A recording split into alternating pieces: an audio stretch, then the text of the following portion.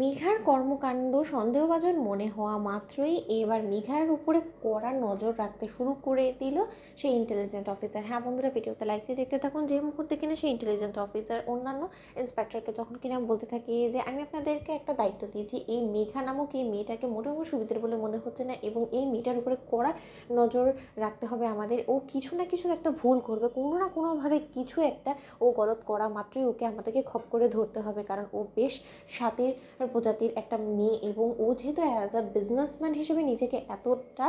রীতিমতো সাকসেসফুল করতে পেরেছে, তাহলে এর পাশাপাশি ও যে সমস্ত কর্মকাণ্ডের সঙ্গে নিজেকে জড়িয়ে ফেলেছে সেই সমস্ত কিছু ও খুব নিখুঁতভাবেই করেছে। এবং আমার যতদূর মনে হচ্ছে যে এই কিছু না কিছু একটা ভুল করবে, কারো না কারোর সঙ্গে দেখা করবে। আপনারা খবর রাখুন ও কার সঙ্গে মিশছে, উঠছে, বসছে, কার সঙ্গে কথা বলছে, এবং তার পাশাপাশি ওনার ফোনের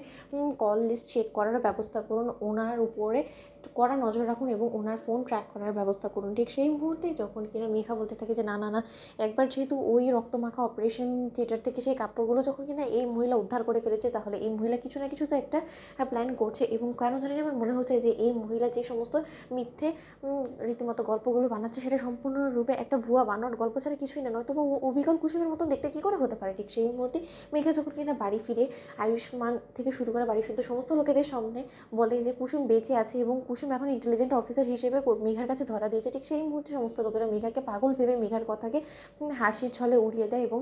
ইন্দ্রাণী গাঙ্গুলি যখন বলতে থাকে যে আয়ুষ, আমি তোমাকে বলছি যে মেঘার জন্য যত শীঘ্রই সম্ভব তুমি একটা সাইকিয়াট্রিস্টের ব্যবস্থা করো এবং ইমিডিয়েট মেঘাকে কনসাল্ট করার ব্যবস্থা করো। ঠিক সেই মুহূর্তে যখন কিনা মেঘা ফোনের মাধ্যমে হঠাৎ করেই সেই ভাড়া করা গুন্ডার সঙ্গে যখন কিনা কথা বলতে থাকে যে আজকে মন্দিরের পেছনে একটা আশ্রম আছে, সেই আশ্রমে আমি তোমার সঙ্গে দেখা করতে চাই, যে কোনো মূল্যেই হোক না কেন আমাদের দেখা করাটা খুব বেশি প্রয়োজন। এবং আমার তোমাকে কিছু ইনফরমেশন দেওয়া আছে যেগুলো কিনা আমি ফোনের মাধ্যমে দিতে পারবো না, কারণ আমাদেরকে যথেষ্ট পরিমাণে এখন সতর্কতা অবলম্বন করতে হবে, কারণ সেই অপারেশন থিয়েটারে আমি যে কুসুমকে গিয়ে কুপিয়ে এসেছিলাম এবং কুসুমকে যে নৃশংসভাবে হত্যা করার পেছনে আমি দায়ী, সেটা নিয়ে বেশ রীতিমতো সরগরম হয়ে পড়েছে। কিন্তু এবার এই কেসটা কিন্তু নতুন করে চারা দিয়ে উঠেছে এবং আমি যত যাই বলি না কেন, কোনোভাবেই ওই ইন্সপেক্টর স্পেশাল ডিটেকটিভ যে অফিসারটা আছে তাকে আমি কোনো মতেই বিশ্বাস করাতে পারছি না। তাই ওর চোখকে ফাঁকি দেওয়ার জন্য আমাদেরকে সমস্ত প্রমাণ লোপাট করে দিতে হবে, কোনো মতেই যাতে কোনো রকম কোনো প্রমাণ আর বেঁচে না থাকে। এবং হসপিটালের সমস্ত সিসিটিভি ফুটেজে যদি এখনও কোনো কিছু বেঁচে থাকে, তাহলে সেই সমস্ত কিছুকে আমাদেরকে চিরকালের জন্য শেষ করে দিতে হবে। ঠিক সেই মুহূর্তে যখন কিনা সেই লোকের সঙ্গে বৃদ্ধাশ্রমে গিয়ে দেখা করে